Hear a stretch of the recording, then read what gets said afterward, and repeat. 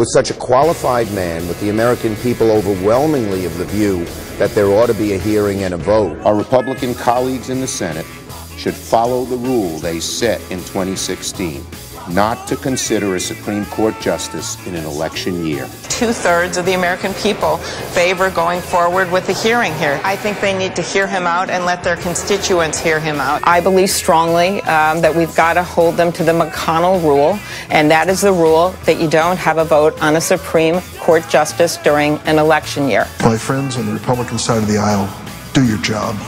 Fill this vacancy. And the question to Mitch McConnell, do you stand by the same reasoning?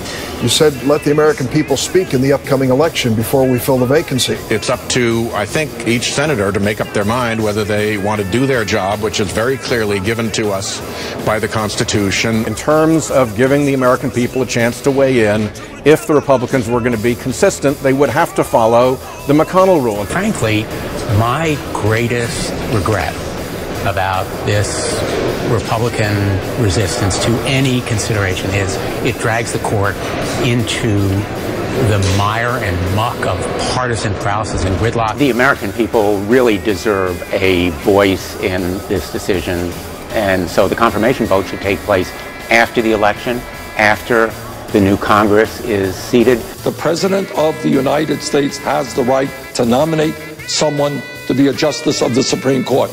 Senate's function is to hold hearings and to vote. Remember what you said when Obama was president.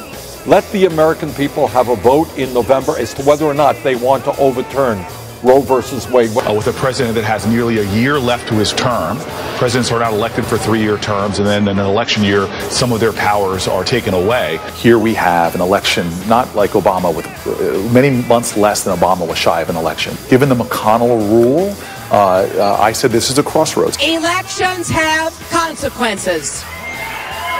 The president has a responsibility to nominate a new justice, and the Senate has a responsibility to vote.